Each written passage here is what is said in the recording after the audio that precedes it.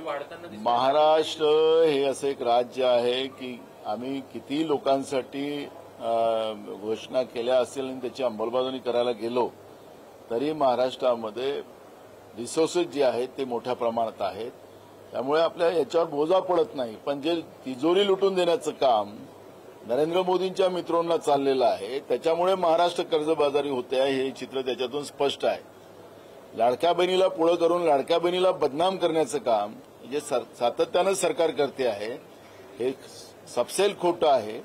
कारण की राज्याची तिजोरी खऱ्या अर्थानं राज्य सरकारने श्वेतपत्रिका जाहीर करावी हे पैसे चालले कुठं, नाहीतर आम्ही यांची काळी पत्रिका जाहीर करू। आमच्याकडे सगळे आकडे आहेत।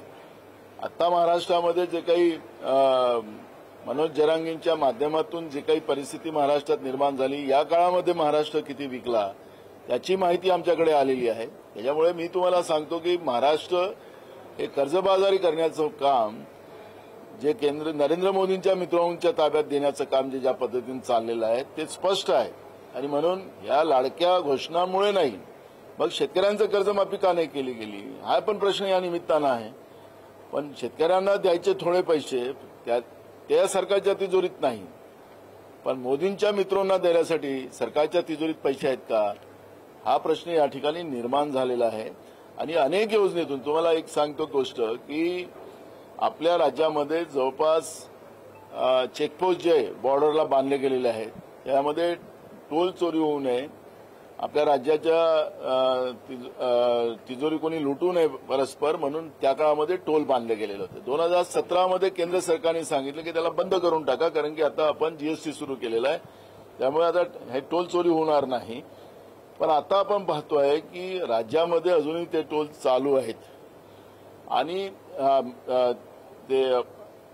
त्या बॉर्डरवाले जेवढे आपले हे चालू आहेत आणि त्या माध्यमातून जे काही सद्भाव म्हणून एक कंपनी होती त्याच्याकडे तो कॉन्ट्रॅक्ट होता आता तो अदानीला देण्यात आला आणि अदानी आता ते बंद करायचं राज्य सरकारला 7,500 कोटी रुपये मागतो आहे।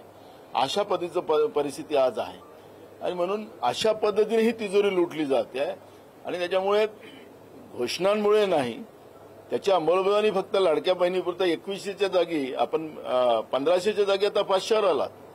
अनेक भगिनींचे त्याच्यातून नावं कापून टाकले गेले आता राहिलेच किती पण तरी लाडक्या बहिणीला बदनाम करण्याचं काम अगर सरकार करत असेल तर हे काही बरोबर नाही। सामाजिक समस्या देखील बिघडत चालली का राज्यात कारण बंजारा हे बघा ज्या दिवशी या सरकारला राज्यामध्ये याच पद्धतीनं प्रत्येक समाज आपसात भांडत राहावा अशा पद्धतीचं चित्र या राज्यामध्ये सरकारच्या माध्यमातून केलं जातं त्याचे बीजरोपण या सरकारने केलेले आहेत आणि म्हणून राज्यातलं समरसता सामाजिक समतोल हे बिघडण्याचं काम सुरू झालेलं आहे।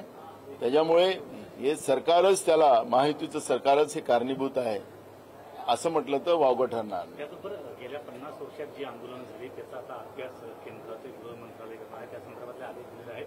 कुठेतरी नेपाळचा जो भीती आहे ती इथं होऊ शकते पुनरावृत्ती होऊ शकते झाली आहे परिस्थिती आसाममध्ये झालेली आहे, राजस्थानमध्ये झालेली आहे, मणिपूरमध्ये तर त्या दिवशी प्रधानमंत्र्यांची काय हालत केलेली आहे ती आपण पाहिलेली आहे आणि महाराष्ट्रामध्ये सुद्धा तीच परिस्थिती आता निर्माण झालेली आहे। देशातल्या वेगळ्या वेगळ्या राज्यामध्ये ती परिस्थिती निर्माण व्हायला लागलेली आहे।